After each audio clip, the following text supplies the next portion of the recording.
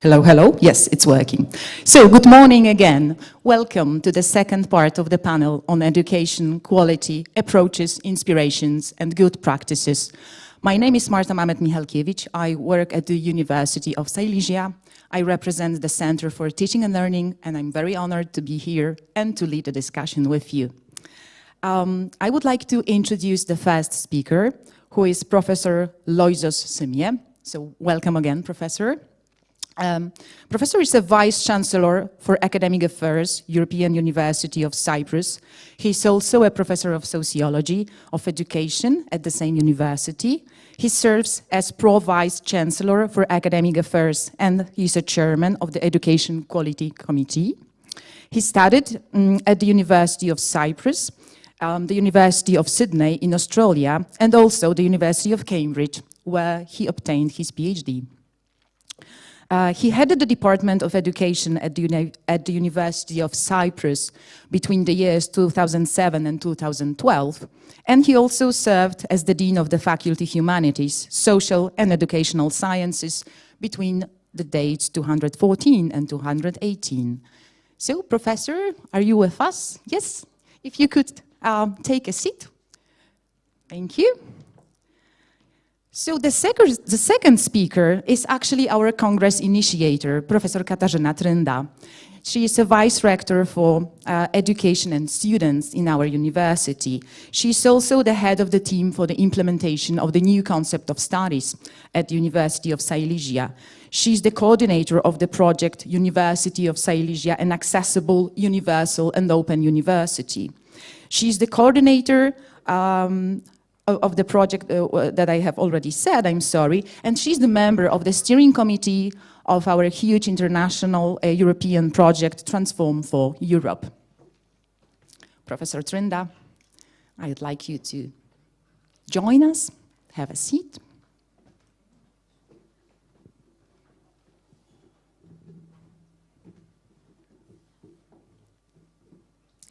May I introduce the third speaker, who is Professor Shukru Talas from Afyon Kokatipe University, Turkey. Professor is employed at the Department of Metallurgy and Materials Engineering at the University of Afyon Kokatipe in Turkey. He graduated from the Marmara University, then University of West London, and he obtained his PhD from the University of Leeds. He did his postdocs at Middle East Technical University in Turkey, also in Medical College of Georgia, USA, and University of Calgary, Canada. Professor Talas has authored a number of publications in the field of metallurgy. And the last speaker to be presented is Dr. Emre Erol from Sabancı University, Turkey. He's an assistant professor of history at the Faculty of Arts and Social Sciences at Sabancı University in Istanbul. He's also the director of the Foundation's Development Program that coordinates Sabancı University's core curriculum program. He complemented his PhD at Leiden University at the School of Middle Eastern Studies. And he worked at the University of Leiden between the years 2009 and 2016. He contributed to the School of Middle Eastern Studies, the International Studies, and the International Honors College at Leiden University. Right, let me join you right now.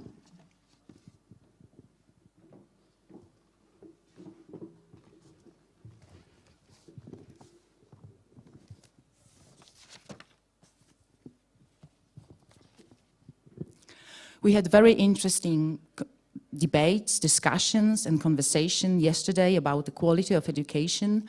And what lasted in my mind was one sentence, which was about the university, which is responsible, and the other one about the profession, that it should be an art. So I would like to ask you several questions, maybe with a reflection to those two, as most of the speakers agreed yesterday, like key messages from the yesterday. And the first question I would like you to ask you is on the quality of education in the context of social economic stakeholders. How does it look like in your institutions? And then if you could start answering the question, maybe from my left side. Thank you. I hope this works. Yes. Yep. Thank you very much for inviting me to this panel. There are very practical things that we do at Sabancı University in Istanbul in terms of socioeconomic impact. And there's something that is embedded in our curriculum system that we do. I'll be talking about the latter. The practical things that we do, you've heard from our previous speakers as well. For instance, we are kind of a liberal arts core curriculum college with a very strong engineering emphasis. So we have industry and university collaboration schemes. Also, because we are inspired by old liberal arts traditions, we have a very strong civic involvement project aspect. All of our undergraduate students must complete one course which essentially asks them to collaborate with NGOs, asks them to go outside the campus into the society in which they live and do projects together with the larger society. So I think that's a strong social impact. But there's something that we do which is, I think, very essential as a social economic dynamic itself, our educational model. Sabancı University took universities like Columbia University, Taiwan Technical University, Leiden University as a reference in 1999. It's a 23-year-old young university. It's quite successful, as you can find out yourself, depending on its age and size. Our educational model said, okay, let's do something that provides these generations of people who will be able to provide for the demands of the ever-changing dynamic job market, plus the demands of, again, an ever-changing and dynamic academic environment. To that end, we have two keywords, lifelong learning and interdisciplinary.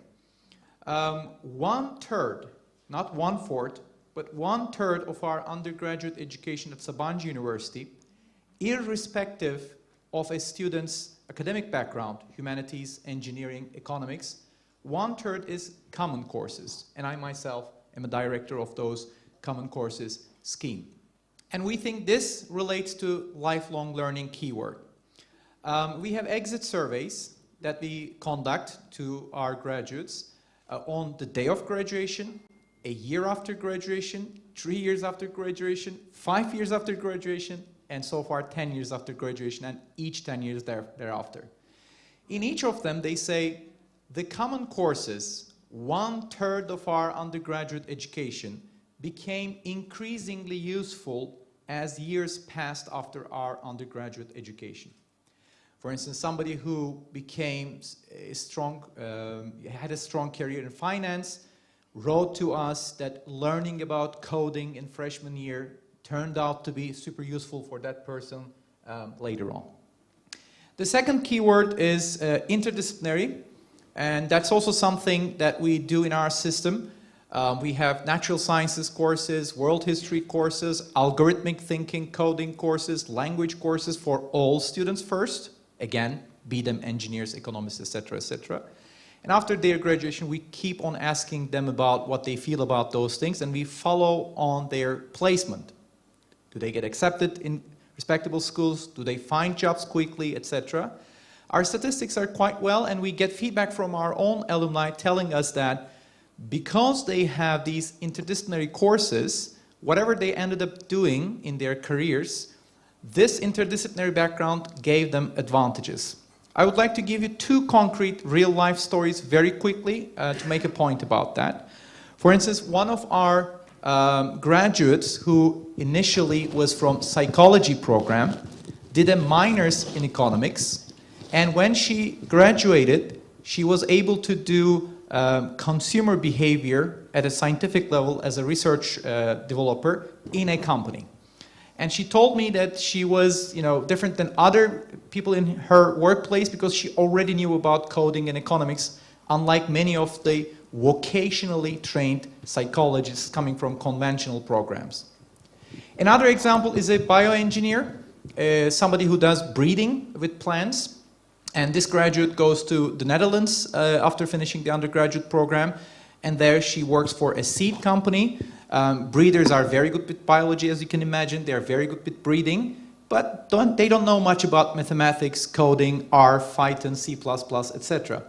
But our graduate knew about these things because it was a part of the core curriculum, and that gave her a leadway when she was progressing in her career. So I'll start with the first question here. 2 keywords, lifelong learning, interdisciplinary.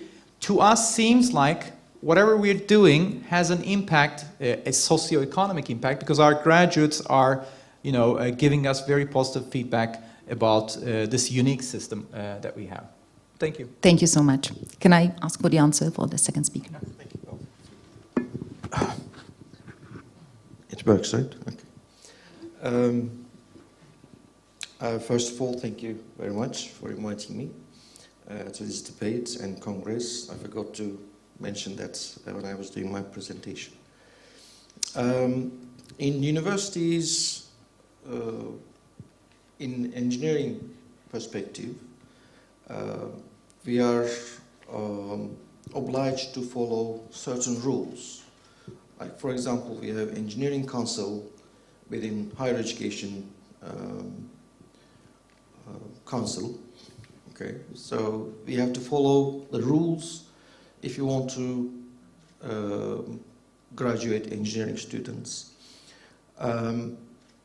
But it doesn't tell us exactly what we need to do with the students. It just tells us which lectures has to be taught.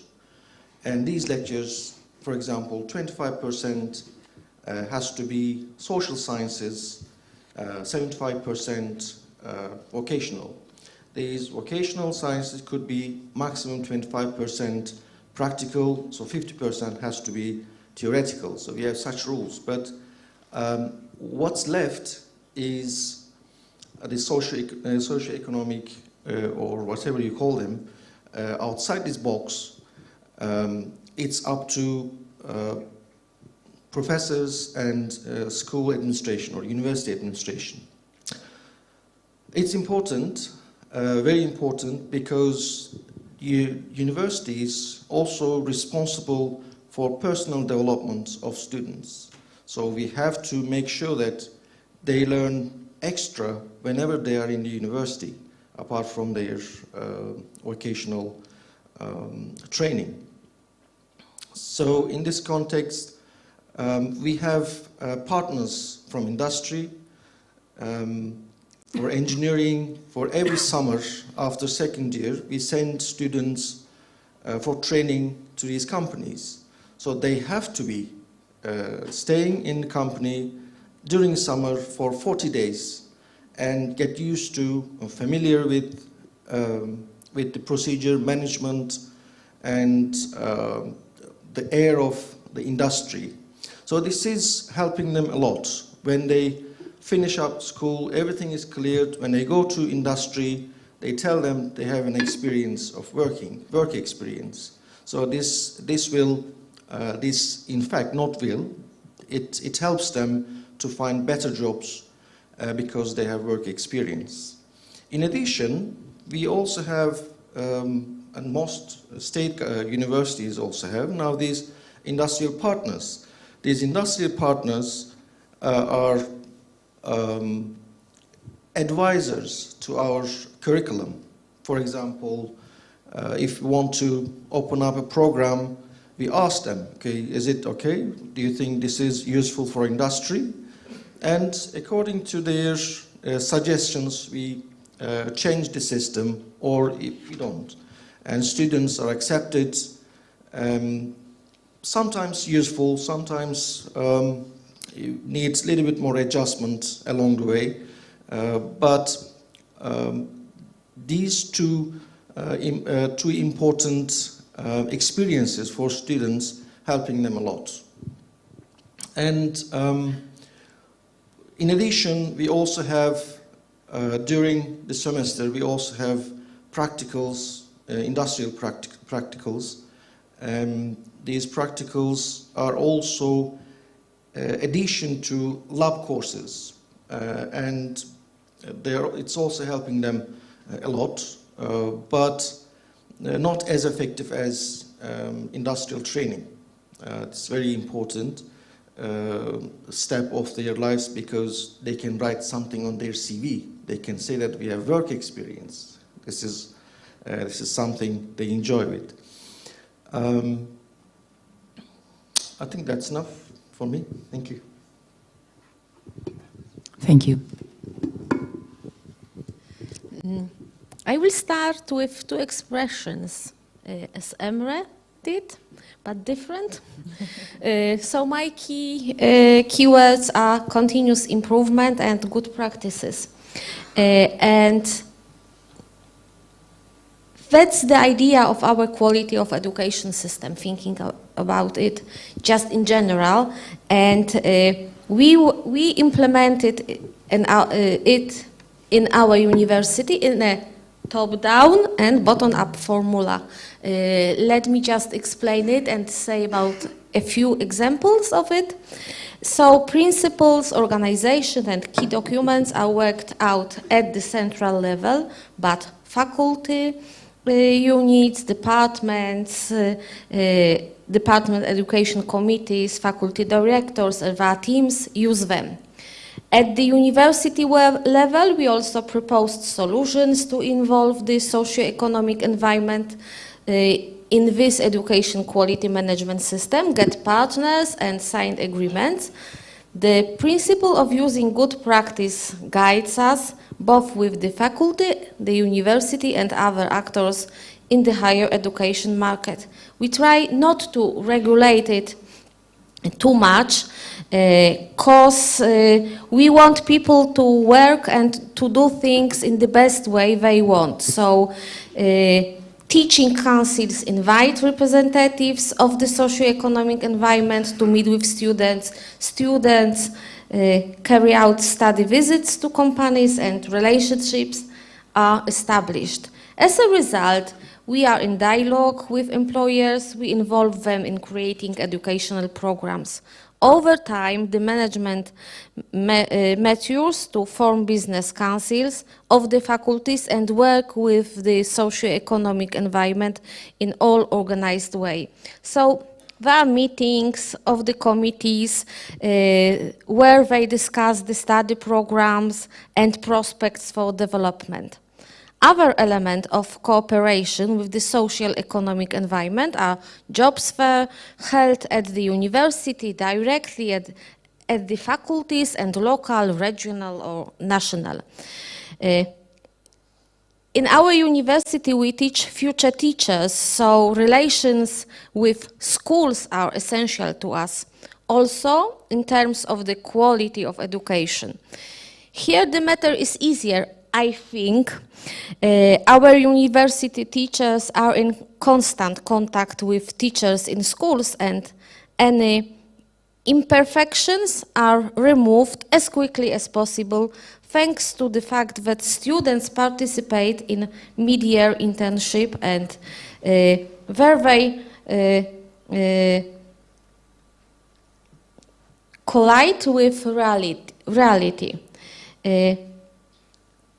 I think that these examples are enough to explain that we just won't give people the freedom to arrange it, but are happy when they just collaborate and show the good practices to other peoples. Yeah, so that's what I wanted to say in this field about the socio-economic environment. Thank you so much.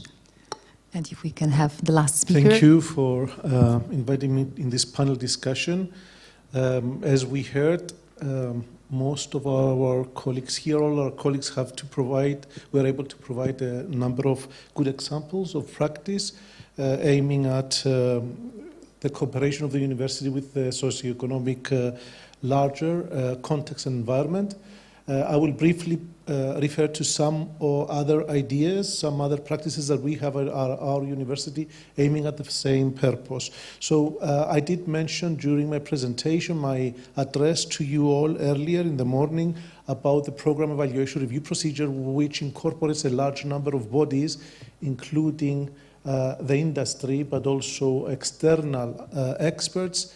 The aim is exactly this, to have the knowledge and the input for revising an existing program of study. Similar processes are introduced when we decide and we reach a decision for investigating the possibility of adding a new program of study, to accredit a new program of study through our national agency which regulates higher education in Cyprus. So these experts, these advisory boards, they might be international but also local. Now that we have learned part of the legacy of the pandemic is not that you don't need to bring people in, foreign people from outside, to fly to an island in the Mediterranean, which is very costly, but also it's very difficult for them to attend. Now, through online procedures, you may invite them to panel discussions and meetings in aiming at bringing in this information. So we base our decision not only on internal data, but also external as well. Then most of our undergraduate program of study have an internship part. Not only programs like engineering and so on, but also humanities, graphic design, the medical and the health sciences, business, they all have, most of these programs have a compulsory course. Sometimes, depending on the field, it might be for a whole semester or half a semester. Let's say 10 ECTS workload for participation in internship in a specific industry or an enterprise that is related with a selected number of bodies, companies that we have memorandum of understanding for our collaboration. In some program of study, we have internships are highly regulated by the university, so there are our faculty and our special teaching personnel and clinical faculty that would oversee the processes taking place at the field. So that brings in, let's say, a more robust evaluation of what the experience is there and what are the gains for the students.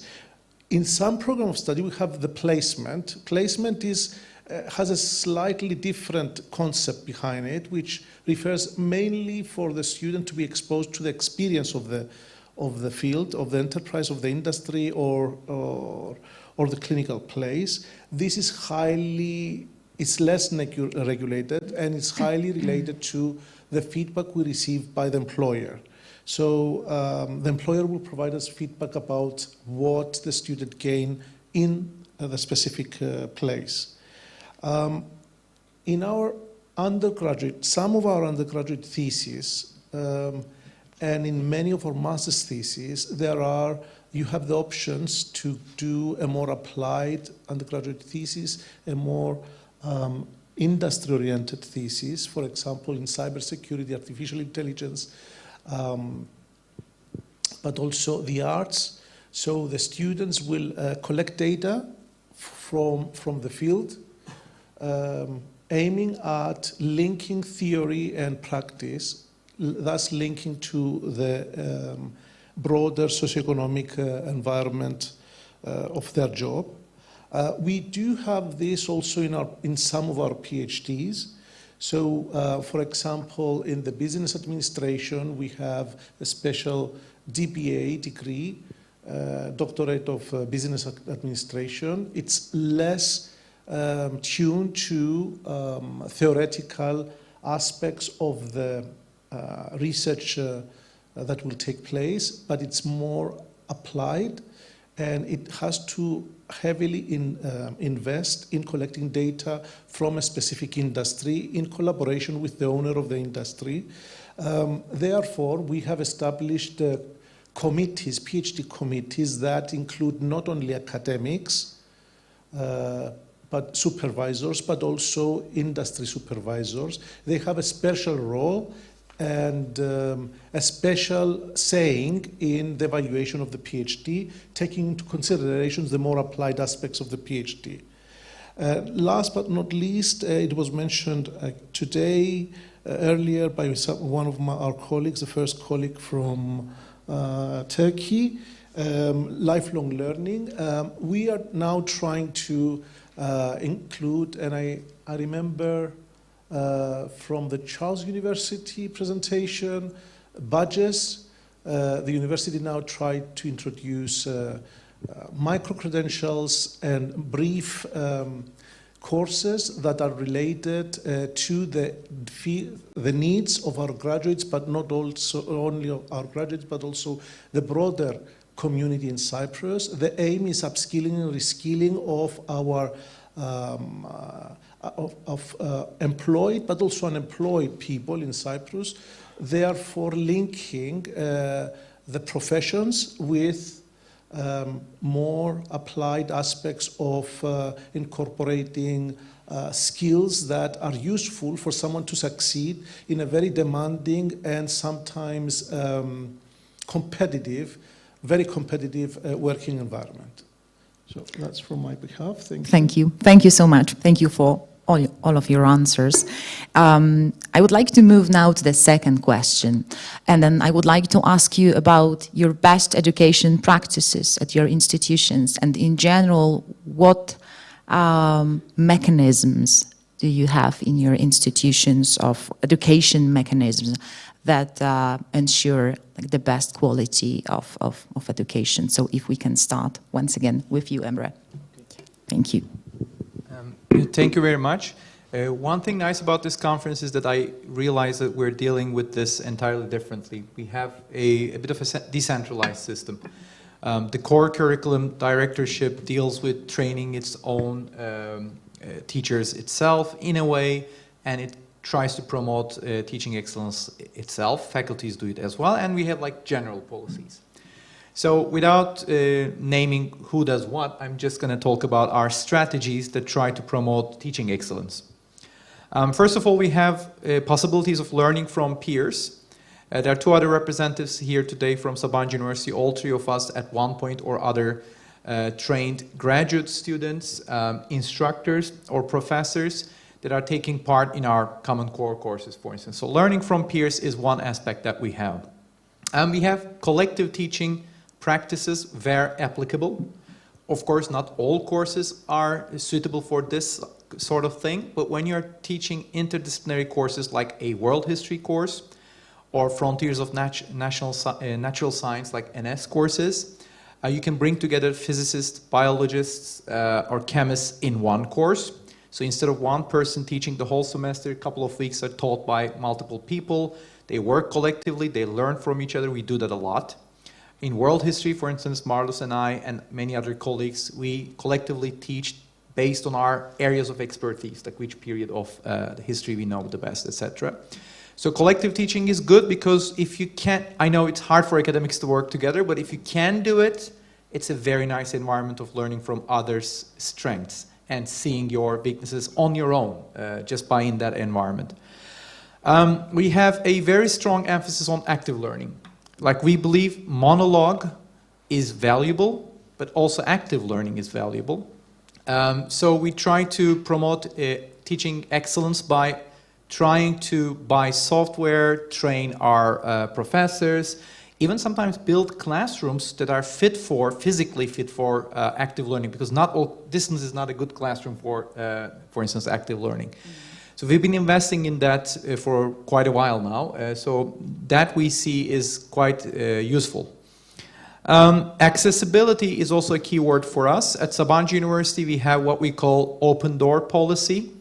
So literally when you're in the office, if there's no scheduled meeting or if there's no important research time, you leave your door open and students knock it and then they can spontaneously come and talk with you about things. We try to promote that a lot. There are also, of course, fixed office hours and such. That we think is very useful because students usually don't understand you at the first time that they listen to you, but they feel peer pressure and they don't want to ask questions. They are shy in front of other peers. So if they know there's this open door culture, it is easier for them to come and ask a quote-unquote stupid question in private. That also, I think, is a good strategy to promote excellence in teaching. Finally, we have something called Center for Individual and Academic Development, which is closer to what my colleagues have been talking about. There, we have a system called peer-to-peer learning. We call it Academic Support Program. Imagine a mathematics course, calculus. A student in freshman completes it with a very high grade, like A+, or something like that. And then there's a scholarship announcement that student applies to that. You vet the student, you think they're good as peers that can help other peers. You train them, and off the work hours, after 5 o'clock, in different places of the campus, they are just there helping other peers on that subject, but there are no professors around.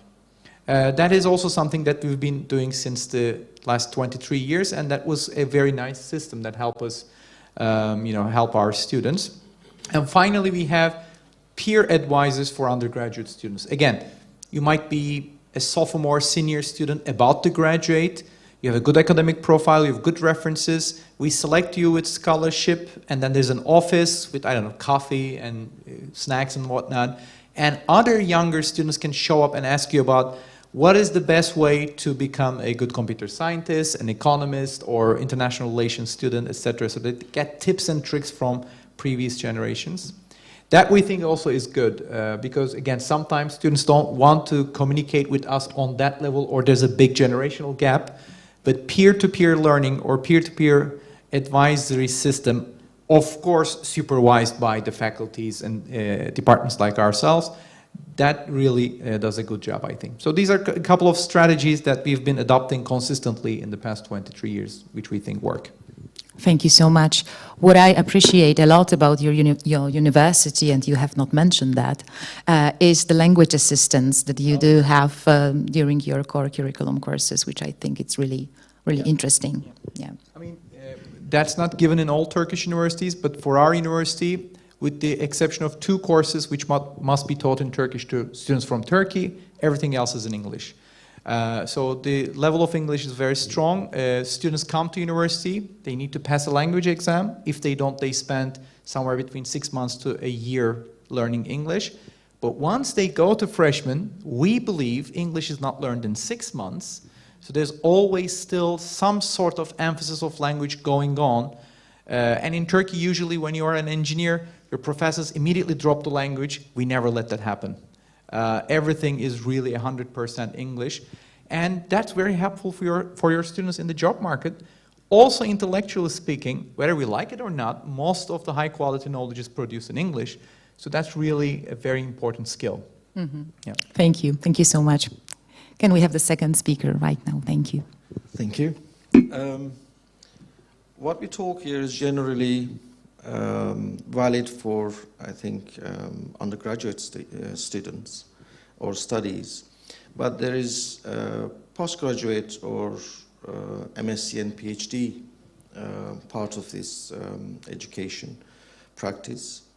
That has to be different because in undergraduate studies, students at the beginner level and at the end of 4 years, so we are expecting them to be equipped with useful information.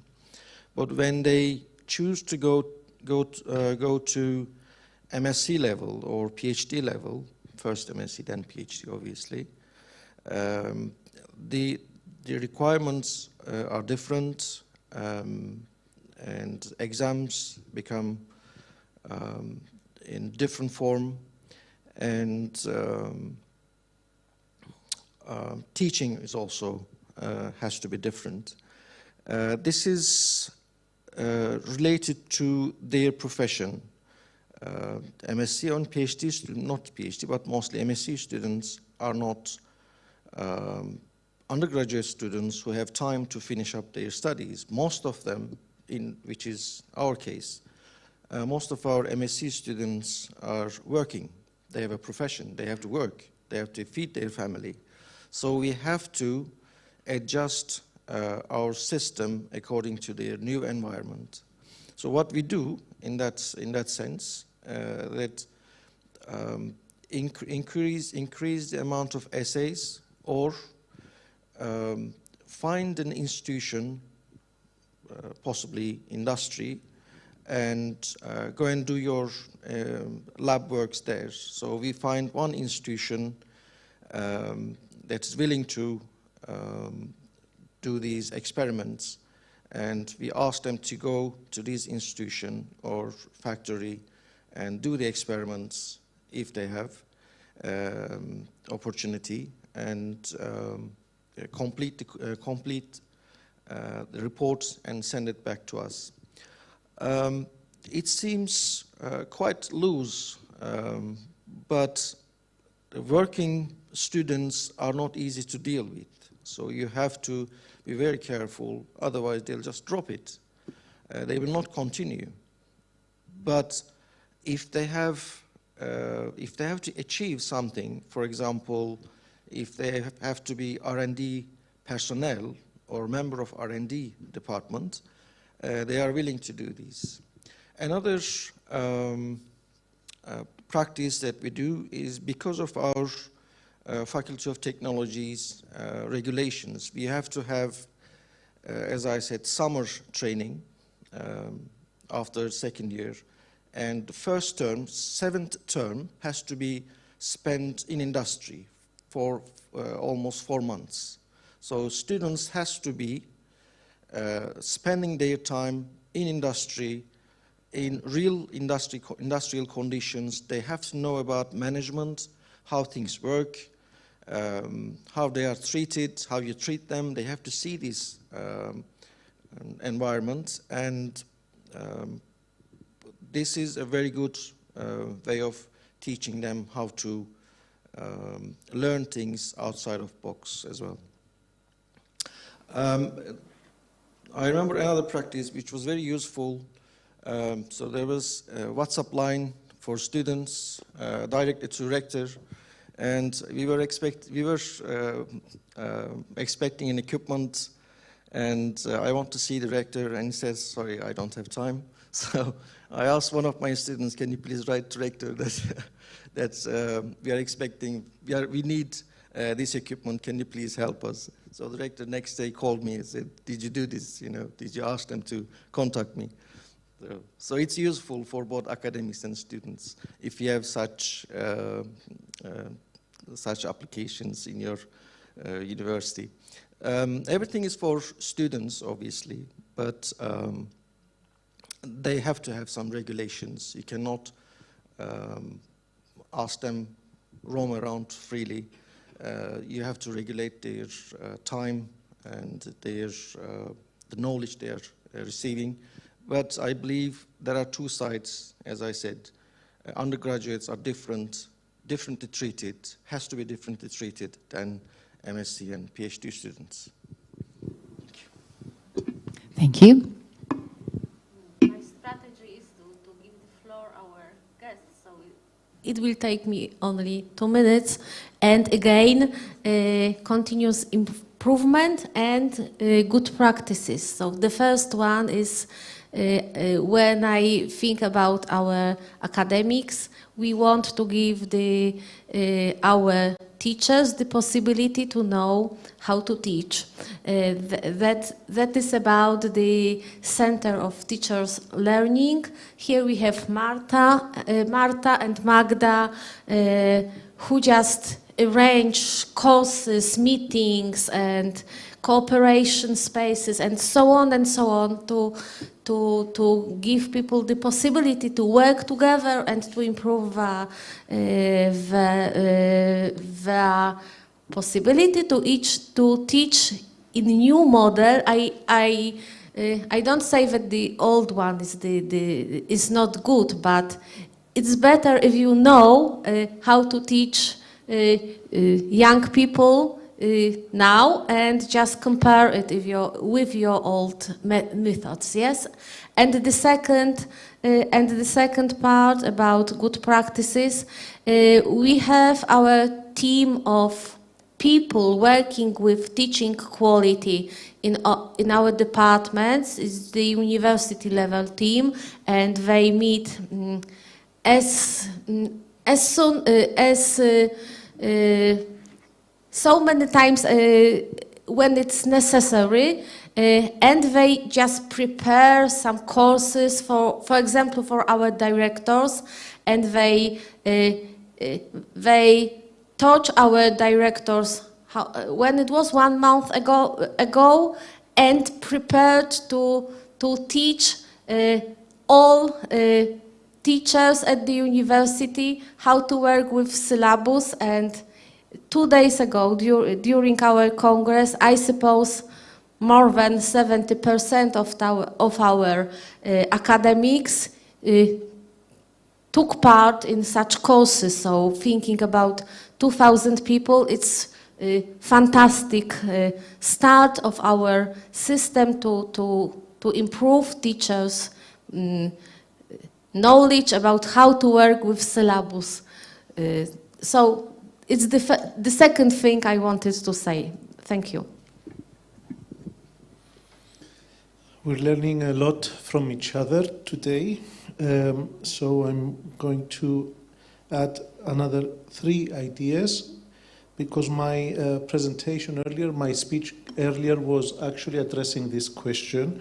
I did present some of the mechanisms that we use in our university to ensure the quality of our education. So I will remind the digital enhanced learning strategy project we have. The purpose of this project is for everyone to be using technologies of learning and communication in making what our colleague from our first colleague here mentioned, aiming at making students being more engaged in teaching, more interactive activities, and so on. The purpose is not to substitute the same method with additional technology. This is time-consuming and also expensive. The purpose is to change our pedagogy while incorporating in a sophisticated way, in a thought way, in a way that makes sense to make students more engaged. For example, even in an amphitheater like the one that we have here, by using various technologies in order for students to work in a group or 2 next to each other, by separating them and demonstrating on the screen some focus question for them to discuss, and then use Mentimeter, use Kahoot, and so on, in order to establish their engagement and make them discuss and feel comfortable, sometimes not having to express themselves for various reasons. Some students would prefer to use the technology instead of taking the floor and discussing in front of everyone. So this is one good example from our university. We're looking forward for everyone to be able to do so, and we have trainings on this project, the digital enhanced learning. And another 2 practices relate to what the last speaker earlier from this university, when she was talking about universal design, which is also a concept, a perspective that our program of study and our faculty is trained for, but also various mechanisms are there in order to support our colleagues, our faculty, to be able to design their class and their sessions through universal design. We have 2 centers supporting students with educational and other needs, including disabilities. This is supported by full-time specialized personnel, psychologists and special educators, who would receive applications by students, either initiated by themselves or by their instructors, after informed consent of the student himself, to be provided with additional support, provisions that will differentiate the way her or his needs will be addressed during a specific course. And another one has to do, another center is providing psychological support, not only for students, but also for the whole university community. Our staff, administrative or academic staff, plus the students. It's a very, let's say, discrete procedure and place to go, aiming at supporting our staff and our students when facing difficulties that possibly elsewhere would be, they would feel that it would be more threatening to address or solve these issues. So that was my contribution to this question. Thank you so much. Thank you for your answers. I would like to move now to this third question, which actually was discussed a little bit yesterday, and it was a bit of a heated discussion, so we'll see what comes up today. I wanted to ask you, in what way do your universities monitor the quality of education? And then referring to Professor Marciniak, would you burn the tables and rubrics, or would you rather trust the education quality systems? So I'm wondering on which side are you? So Emre, can we start again with you? Well, first of all, this is also a very contentious issue at my university as well. We have 3 mechanisms, they work, but I think they all need improvement, especially after having heard some ideas here. I have my now own internal thinking about this. We have annual teaching awards, like my colleagues explained in their own universities, we have them, but it's only based on student voting. And we had years after years these discussions of how to create this voting system which doesn't favor females over males or vice versa, or engineers over humanities, vice versa. I think the voting system is okay, but we still think like there might be a peer review award as well, which we don't, because we think that might create problems. Sometimes people don't like to be evaluated in that way for an award. So we have an annual teaching awards thing since the founding of our university, and works pretty good. We have peer review, but that doesn't happen on a systematic basis. Outside core curriculum, inside the core curriculum, we do it in a very systematic way. We visit our colleagues, graduate students, and we give them feedback, and we do that in a very user-friendly way. And this is never related to performance when we do it like that. This is just for the teaching excellence sake. So that's the second way we do it, like peer-to-peer, one academic, let's say Emre visiting Marta's class and Marta visiting Emre's class and giving feedback kind of situation. The third one is something that we've spent a lot of time discussing at our university. For years, we did not have teaching as a part of our performance evaluation. So I don't know how the system in Poland is, but in Turkey, Sabancı University is a foundation university. So you don't have job as a tenure, but you have your job contract renewed after performances. So each performance review had input about service, administrative work, research, and it only looked at your teaching load. So for years we have discussed, should it look at the teaching load and also the quality of teaching? We're still kind of looking at teaching load. We count the number of students being serviced by a particular professor, the number of courses delivered, the number of extra courses delivered. But now we added to that list outside the university teaching activities that are good for the society at large. There's an additional slot in our performance evaluation. We call that valorization. So have you done things that are for the good of the society, of the scientific community, etc.? So we try to catch the non-conventional aspects of teaching in those areas, but we still don't take student evaluations as a reference in our performance evaluation. But we're constantly debating about it, because we feel the burning need to say to someone, you're doing a great job. It's not only about numbers. The energy that you put into this is great. But we can't find a systematic way. We usually rely on peer or dean or director review when it comes to that. So yeah, that's our experience, basically. Okay, thank you so much. Thank you. Quality of education, it's, in my opinion, it's a bit difficult to determine because there are students, there are professors, regulations. You know, you have to find a common solution. Professor Emre is right. Students are, in general, look at things that more psychological. I think that's the right term. Let me explain you. My wife works at Middle East Technical University, and in the second year of her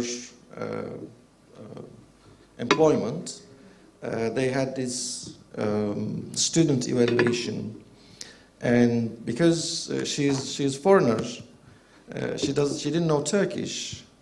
So at the end of the class, the last class, they did surveys. And one or two students said that she spoke Turkish in the classroom. So, but it couldn't happen because she didn't know Turkish. So it's not reliable. He's right. So maybe they will be very upset with your attitude, and they will be complaining about you by giving you less deserved mark. That's one thing. For our university, but in general, this is quite general for Turkish universities. The private universities don't have this scheme. We have this quality control system, teşvik system. This is based on your yearly work. For example, after a year, you enter your papers, you enter your citations, you enter your projects, you collect a point. With these points, you get like 10% of your salary every month added to your salary. At the end of the year, it's quite a good sum of money. But practical application of this, for example, if you apply for a project, with this point you can get more money. For example, I was supposed to get 20,000 lira for my students, but I had 56 points, so 10 times I got another 10,000 lira for this project. So it's an incentive for me. It also this process also makes sure that you have good practices when you're doing your research. For education purposes, with higher education students or MSc PhD students, with this, in order to complete these points, you tend to make papers with your students. It forces you, it kind of forces you to make papers because you spend time and money, etc. And these are important for your academic achievements. I forgot some of the things I was going to say, but never mind. Another issue is that we have surveys, same as with Sabancı University, to evaluate professors. But as he said, it doesn't happen very often because sometimes it's hurting. You think you're doing very much by teaching, but student doesn't think that way. So peer-to-peer evaluation is also unfair because some peers are very cross with you, so you wouldn't get the good points. So that's another issue. As I said, it's very difficult. There are too many parameters. So I think that's enough for now. Thank you. Thank you so much.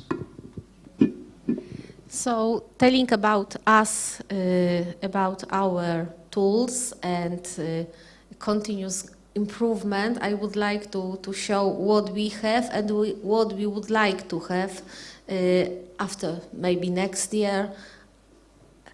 Every year we think that we can do it and have so many things to do that our steps are slowly, but I think they are we do it in the best way we can do it. So the first thing are student surveys. Of course, we have the system of student surveys, and what we want to do to show students that it's important to take part in this survey, and to show teachers how to improve the teaching methods and everything they do for students during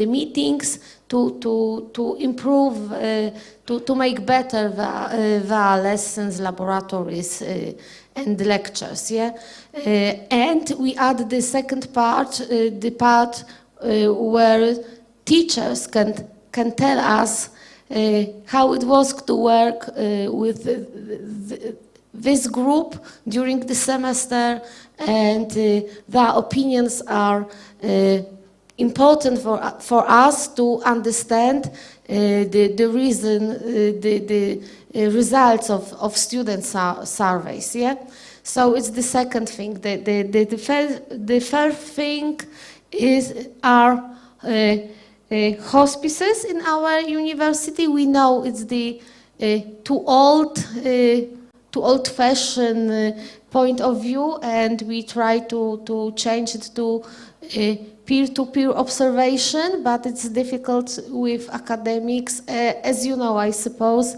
to change the point of view and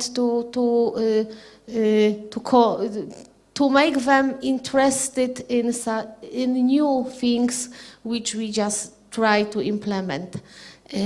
We meet with our students every year, in the field of teaching quality and quality of education.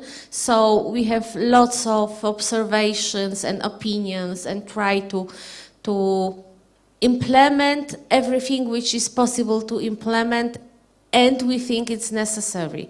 And we have the every year meeting with our teachers to discuss about teaching quality and changing our ideas of teaching in teams working with students in program studies. So there are lots of things to do, we know, and I think now I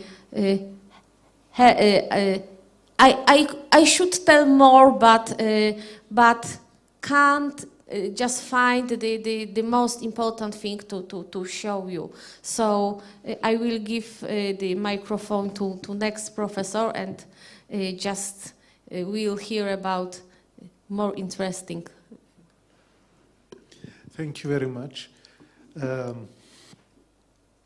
In Cyprus, there is a national law for all universities, either state or private, for accrediting themselves, their departments and their program of study. It's the same law.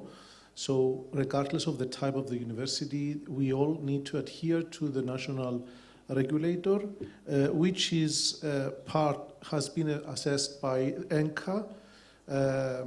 So European standards and guidelines are applied in all universities in Cyprus, at least at the theoretical level. So that has to do with the overall accreditation of what we do. If we go in our university, we won't find a lot of quantitative measures. As I mentioned in my address in the morning, we prefer to use qualitative metrics, descriptives of performance and actions and so on, where there is some, actually the only field that there is definitely metrics is in research, but not in teaching as much. As every university today is in a contemporary world where competitiveness is part of what we do. We need to be ranked. We need to demonstrate that we produce research deliverables in order to be able to go outside. And I'll use the word by my colleague, there's going to be a valorization of the information that University X managed to produce so many Scopus paper, indexed paper, and so on. So there, wherever research is involved, yes, our colleagues are evaluated in a way, through mechanisms that actually measure their production. And yes, as was identified yesterday in the morning, and I was asked yesterday if I liked the session, the morning session, I said that I really appreciated the fact that there was a vivid discussion without trying to keep things below the carpet. I'd like the conflict that the discussion which had conflict in it, because these are discussions that we all need to address. And it was highly pointed out that some disciplines are not favored in terms of, especially in terms of what a research deliverable is, and therefore less funding reaches them, less support reaches them, and possibly our colleagues in these fields, especially humanities, social sciences, the arts, and so on, might be left behind because of the mechanism used compared to the hard sciences, the so-called sciences, health sciences, and so on. So to summarize, in our university we prefer more qualitative metrics, where we do see a lot of statistics, and there's a competition element there, is in research outputs. Thank you so much. Thank you for your answer.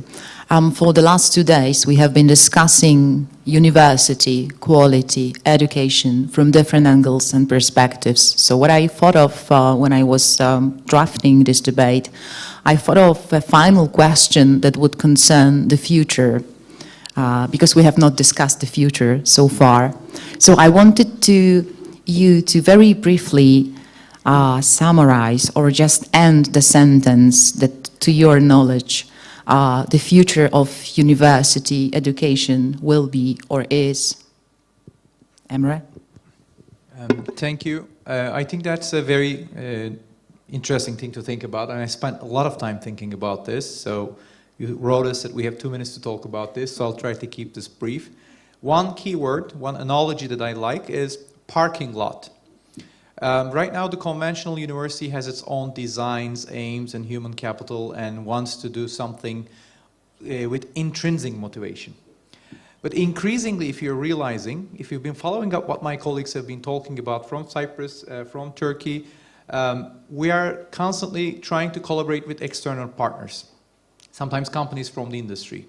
If you look at the US, universities right now get together with big tech companies like Google and Facebook and Twitter, and they try to create this hybrid diploma systems and so on and so forth. And increasingly, your administration is probably asking you to go get an ERC grant, go find a international respectable humanities grant. If you want to compose music, try to do it in such a way that it brings recognition and money and even students to, you know, the campus, etc. Coming back to parking lot analogy, 2 years ago, amidst the pandemic, we've hosted a very valuable scholar from Columbia University, Eli Noam, and he was so prophetic. In mid-1990s, he wrote this article about what the future of the universities might be. There he uses this parking lot analogy. So university is the parking lot, increasingly so in the future. And in this analogy, cars are companies, funds, or other groups that might be NGOs, etc., that get into the parking lot, park there 4 years, 5 years, 10 years, do a research, do an output, and then leave. And this is starting to affect teaching as well. Initially, this was research, like especially engineering and applied sciences had been doing this for 2 decades. But with MOOCs, MOOCs, massive online education systems, we are being contacted by partners saying, why don't we turn this course, you know, into something that's accessible to a larger audience for, you know, badges or professional programs and stuff like that. And our administration at one point said, wait a second, instead of working with these big companies, maybe we can do this on our own. Right now, for instance, Sabancı University in Istanbul, in Altunizade, has what is called a digital campus. And there we already started giving education to professionals from companies. These education happens face-to-face and also online. And they're getting certain certificates or recognition based on that. I don't know if I should be afraid of this or hopefully about this, but this is extremely different than what we're doing right now. Like at Sabancı, we have 14 weeks a semester, blah, blah. Look at the current call from European Union. There's something called Erasmus Plus Blended. I don't know if you know about this. If you read it, it says, teach a course worth 15 to 10 ECTS in whichever length of time you want. It doesn't have to be 10 weeks. It doesn't have to be 2 weeks. Just squeeze it, expand it. There are some conditions attached to it. So even the European Union is thinking that this conventional fall, spring, break in the middle, and then summer holiday, that's not going to be there. So again, back to parking lot. University is a place where there are professionals like us and interested external people come in, get research or education, and then they leave out. Of course, my biggest fear is how is sustainability achieved in a parking lot analogy? Of course, the biggest excitement is working with external partners, and their demands for research and education really enriches you as well. So I'm like, I don't know if I should be afraid or excited, but I think there's some truth in this parking lot analogy. It's already happening in research very strongly. Thank you. Thank you so much. Thank you. I think the future of universities, I mean, in terms of engineering education, and considering the fact that students, or at least higher education students, I mean MSc and PhD students, they're working, they need certification. Certification is a big thing. But as long as you control what you're measuring, as long as you know what you're giving and taking back, and there is a strict control on this, I think this certification is going to be an impact on university education. So you cannot ask a student to come to classroom when he's working 5 days a week, and it's sometimes at the weekends as well. I mean, it's not easy for them to take a leave and come to the classroom. Not every week, maybe every 2 weeks, 3 weeks, they can do it. This is because of this online education and certification system will be an important aspect of university education. The other important issue is that, as we know from our project, master's project that we are doing with University of Silesia and Slovakia and Ukraine, what we found out is that students are more interested, students and industry, obviously, they are more interested in practical aspects of lectures.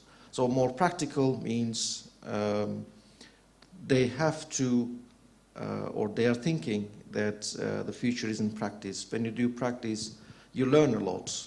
But it doesn't mean drop out theoretical part, but I think we should manage these 20% of labs or practicals into maybe 35%, 40%, or change the content of our lectures to more practical side of things.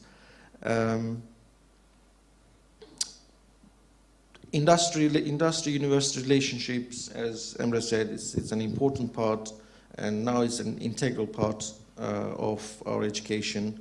They are teaching us a lot. We are learning a lot from them, and this is somehow has to be managed in a good manner, and we should benefit for ourselves and for our students as well. I think there will be more cooperation with industry and change of content of our lectures, and we have to think about this long distance education or certification system as well. Thank you. Thank you. Let me say maybe two things. The first one, I will repeat the sentence I used during today's open ceremony. So the university should prepare students to understand themselves and the world around them. We want our students to be open-minded as best as possible in their professional life and be socially sensitive and committed. And the second thing, connected with my project, the university should be an accessible, universal and open university. I can say it as a coordinator of this project, but above all, as a person responsible for education. And not taking you too much time, just maybe only about what I think when I say open. So it should be open for all people who want to be at the university, especially for people with special needs, be open to new ideas, challenges, teaching methods, and new students. I hope that they are active students, and we should remember that they have different lifestyle and different understanding of the world, absolutely different, comparing it with our understanding. Of course, they all can be with us, with their competencies, with their micro-credentials and badges, and we should be ready for it, and be open. We should be open for intercultural communication and international cooperation, for doing things together with other organizations of the education system and non-educational organization, e.g. all of them in our socio-economic environment. So that's my idea of education, but it's the start point for it, yeah? Thank you. Thank you. I'd like to ask to start with something that you presented in your address in the morning. You used the metaphor of the industry and the university as two rivers driving in a huge speed. I have this opinion that unfortunately educational institutions, including universities, do not excel as a society.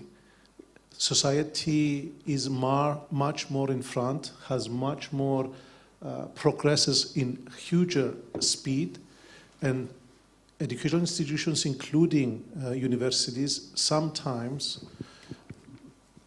actually it's the rule, they try to adjust in a very, very slow mode. This creates a gap between needs of the society, our students, and those who donate money in order for them to be able to, even if they don't pay fees, to maintain themselves in a way that eventually what their degrees might need complementary certifications or experience or industry experience in order to be able to address the challenges of being employed. So linking to the discussion that took place yesterday and which make you pose this question to us today, I think the balance between managing to succeed in not being exhausted by many neoliberal pushes, urges towards universities in comparison with how academics would like the university to work, sometimes in the known traditional way, this balance and this battle is a very crucial one. So one of the major issues that comes in is the sustainability of the existence of the university system. Either state or private, someone pays. And there is a lot of pressure on universities, even in state universities, to maintain the cost very low in a way that sometimes we cannot manage to build a new infrastructure, a new research unit, and so on.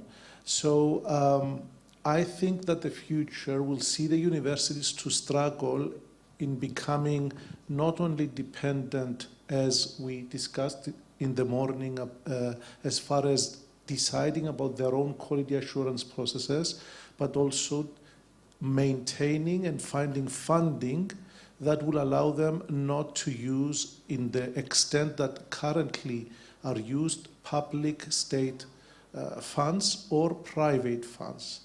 So in the future, I see that we will need to put more effort into these directions. There are going to be pressure on the universities. There are going to be pressures on academics, mainly on academics, but also the administration structures of the university for this purpose, to become financially independent in a way that they will offer only what they manage to set up by themselves. What my colleague, the first colleague here, I forget your names, I apologize. Emre said, and he has expressed his fear about these pressures on university, is a very logic fear that I feel as well. We don't know how we will manage. One of the ideas is that we need to stop, as you said, offering only program of study, but also all these different badges and credentials and so on, in order to be able to not only bridge the gap between skills that we might not succeed in providing for people to enter, our graduates to enter the industry and the profession, but also because we need to earn more money. I think that the main idea behind the commission, but also the finance of education, of higher education, is that especially the last decade, because of the lack of funds for education, they say to universities, find other ways to gain money, and one other way will be stop offering only programs of study, but start offering also other credentials so you gain more financial viability. So it's going to be a future with, as I see it, with a lot of struggles in order to be able for the university to balance and serve the society without giving in the basic principles that we, especially academics, would like to see being maintained. Thank you. Thank you so much. Thank you. I would add to what you have all said that generally I think that flexibility of university education is something that has been visible during this Congress.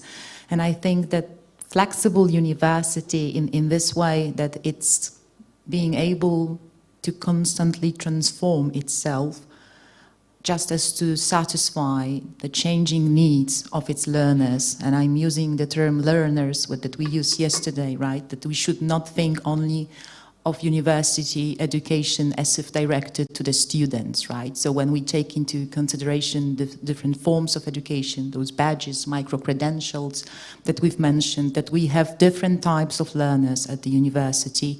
And then the third mission of the university, right, the open university as well, these are also the things that we should take into consideration. So we started with the parking lot, we finished with a little bit of concern and struggles and then financial aspect, and I'm finishing with flexibility, so to have something positive in mind. Thank you so much for having I'm so happy that you are here, that you accepted the invitation, and then thank you. This is the end of our discussion. And now I would like to just tell you a few things connected to the program. We are going to have a lunch break right now, that it's going to end at 1:30. At 1:30 in room B136, there's going to be a e-workshop of a university teacher, problems, trends, solutions. Then next time, in the next room, B132, activating methods in use. And another, the third event in room B135, searching for effectiveness in the inclusion of gender equality into teaching content. And the last thing planned between 1:30 and 2:30 is enhancing the quality of education through various forms of training and international cooperation. That's going to take place in the room B038. And then we have a coffee break. And that's it, because skills mismatch in the European cultural and creative industries market has been cancelled. So we end with a coffee break, this part of the program. And then the rest goes on without changes. So thank you so much. Thank you.